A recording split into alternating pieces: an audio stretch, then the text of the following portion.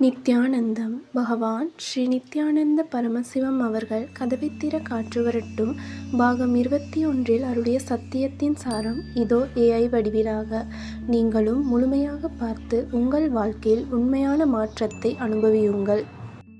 வணக்கம். இன்னைக்கு நாம பார்க்க போற விஷயம் கொஞ்சம் வித்தியாசமானது. ஆன்மீகம், மரபணு, நாகரீகம், இது மூணுக்கும் என்ன சம்பந்தம்னு நீங்க யோசிச்சிருக்கீங்களா? இந்த 3 சக்தி வாய்ந்த கருத்துக்களையும் ஒன்னா இணைக்கிற ஒரு தனித்துவமான உலக பார்வையை தான் நாம இப்போ ஆழமா பார்க்க போறோம். இந்த முழு சிந்தனைக்கும் மையப்புள்ளியே இந்த ஒரு வரிதாங்க. தியானத்தின் இலக்கணமே குருவின் வடிவம்தான். இந்த ஒரு ஐடியாவை புடிச்சுக்கிட்டு தான் மத்த எல்லா விஷயங்களையும் அவங்க விளக்குறாங்க. சோ இது ரொம்ப முக்கியம். முதல்ல இந்த உலக பார்வையின் அடித்தளம் என்னன்னு பாத்திரலாம். அதுதான் குருவோட முழுமையான, தவிர்க்க முடியாத பங்கு.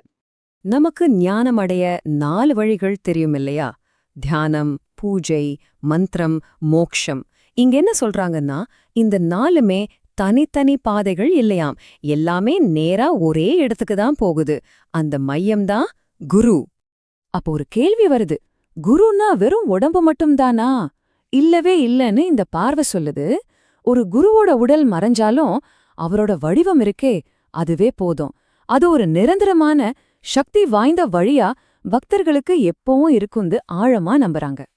சரி, இந்த ஆன்மீக விஷயத்துல இருந்து இப்போ நாம சயின்ஸ் பக்கம் போக போறோம். ஆமா, இங்கதான் மரபியல், நம்ம வம்சம், நம்ம விதி, இதெல்லாம் பத்தி ஒரு ரொம்பவே வித்தியாசமான பார்வை வருது. வாங்க பாக்கலாம். நம்மளோட திறமை, குணம் இதெல்லாம் எப்படி வருது? அதுக்கு பாலிஜெனிக் இன்ஹெரிட்டன்ஸ் அப்படின்னு ஒரு சயின்ஸ் கான்செப்டை இவங்க சொல்றாங்க. சிம்பிளா சொல்லணும்னா, ஒரு பெரிய சுவரக்கட்ட ஒரே ஒரு செங்கல் போதுமா? இல்ல, நூத்துக்கணக்கான செங்கல் வேணும். அதே மாதிரிதான் நம்ம நீண்ட ஆயுள், நம்ம அறிவே மாதிரியான பெரிய விஷயங்கள் எல்லாம் ஒரே ஒரு ஜீன்ல வர்றதில்ல.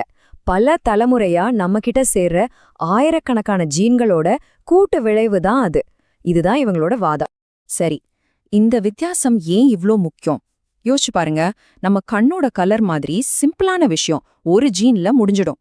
ஆனா ஒரு நாகரிகத்தையே உருவாக்குற அறிவு, திறமை மாதிரியான பெரிய விஷயங்கள் அப்படி இல்ல. அது ரொம்ப சிக்கலானது. பல தலைமுறைகளோட கூட்டு உழைப்புல வர்றது. அதனாலதான் இது முக்கியம். அப்படியானா இந்த சூப்பரான மரபணு பாரம்பரியத்தை எப்படி காப்பாத்துறது? அதுக்குதான் சில பாரம்பரிய பழக்க வழக்கங்களை ஒரு டெக்னாலஜி மாதிரி பாக்குறாங்க. இந்த வாழ்க்கை முறைகள்லாம் இருக்கு இல்லையா, இது வெறும் சடங்குகள் இல்ல, நம்மளோட நல்ல மரபணுக்களை அடுத்த தலைமுறைக்கு கடத்துறதுக்கான கருவிகள்னு சொல்றாங்க. இப்ப வர்றதுதான் இந்த கான்செப்ட்லயே ஒரு ஹைலைட்டான விஷயம். நம்ம சும்மா ஒரு குல அமைப்புன்னு நினைச்சிட்டு இருக்கிற கோத்ரா முறை இருக்கே, அதுவா மரபணுக்களை நிர்வகிக்கிறதுக்காகவே உருவாக்கப்பட்ட ஒரு சூப்பரான சோஷியல் டெக்னாலஜி. யோசிச்சு பாருங்க. இவ்ளோ நுணுக்கமான ஒரு ஆன்மீக மரபணு அமைப்பு இருந்திருக்குன்னா அப்புறம் என்னாச்சு? இங்கதான் கதை ஒரு சோகமான வரலாற்று பக்கத்துக்கு திரும்புது. இழப்பு, அழிவு, அத பத்தி தான் இப்ப பார்க்க போறோம். இந்த வரலாற்றுச் சோகத்தோட மையத்துல இருக்கிறது ஒரு பிரம்மாண்டமான பொருளாதார சுரண்டல் குற்றச்சாட்டு. கணக்கு கொஞ்சம் தலை சுற்ற வைக்கும். சுமார் $65 டிரில்லியன். இவ்ளோ பெரிய செல்வம் இந்தியாவிலிருந்து உறிஞ்சப்பட்டதா சொல்றாங்க. யார் செஞ்சாங்கன்னு கேட்டா அத ஒரு கிறிஸ்தவ காலனித்துவ சக்தி அப்படின்னு குறிப்பிடுறாங்க. இந்த வாதத்தின்படி நம்ம நாகரிகத்தோட வீழ்ச்சிக்கு 2 வெளி சக்திகளை முக்கிய காரணமா சொல்றாங்க. ஒன்னு பிரிட்டிஷ் கிறிஸ்தவ காலனித்துவவாதிகள், இன்னொன்னு இஸ்லாமிய ஆட்சியாளர்கள். இவங்க 2 பேருமே இந்தியாவோட பூர்வீக சமூக, பொருளாதார, ஆன்மீக அமைப்புகளை பிளான் பண்ணி அழிச்சிட்டாங்கன்னு இவங்க பார்வை சொல்லுது. சரி, என்னதான் போச்சு அப்படின்னு கேட்டா யோசிச்சு பாருங்க. இன்னைக்கு நாம கோர்ட்டு, ஹாஸ்பிட்டல், பேங்க்கு, ஸ்கூல்னு தனித்தனியா ஓடிட்டு இருக்கோம் இல்லையா? இந்த எல்லா வேலையும் அப்போ குலகுருங்கிற ஒரே ஒரு அமைப்பு பார்த்துக்கிட்டதா சொல்றாங்க. அந்த சிஸ்டம் அழிக்கப்பட்டதுனால தான் இன்னைக்கு சமூகத்துல இவ்ளோ பிரச்சனைகள்னு வாதாடுறாங்க. ஆன்மீக அடித்தளத்தை பார்த்தோம், மரபணு கோட்பாடை பார்த்தோம், வரலாற்று இழப்பையும் புரிஞ்சுக்கிட்டோம். இப்போ முக்கியமான கேள்வி, இதுக்கெல்லாம் தீர்வு என்ன? எதிர்காலத்துக்கு என்ன வழின்னு இப்ப பார்க்கலாம். இவ்ளோ பெரிய வீழ்ச்சிய பத்தி கேட்டதும் நமக்குள்ள இயல்பாவே ஒரு கேள்வி வரும். சரி, இதுக்கு மேல என்ன பண்ணலாம்? முன்னேறி போக என்ன வழி? இங்க சொல்ற தீர்வு சும்மா சின்ன சின்ன மாற்றங்கள் பண்றது இல்ல.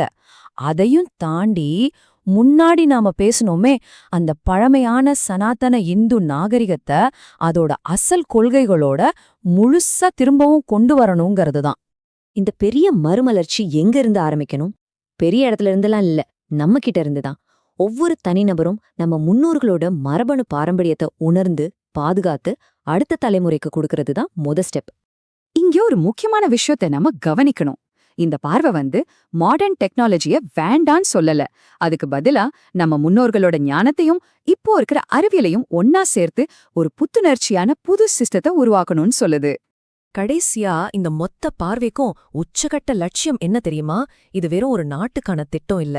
இந்த மறுமலர்ச்சி மூலமா ஒட்டுமொத்த மனித குலத்துக்கே அடுத்த கட்ட வளர்ச்சிக்கான வழியை காட்ட முடியும்னு நம்புறாங்க. ஒருவேளை இந்த சிந்தனை உண்மையிலே ஜெயிச்சா அது இந்த உலகத்தை எப்படி மாத்தும்? யோசிச்சு பாருங்க.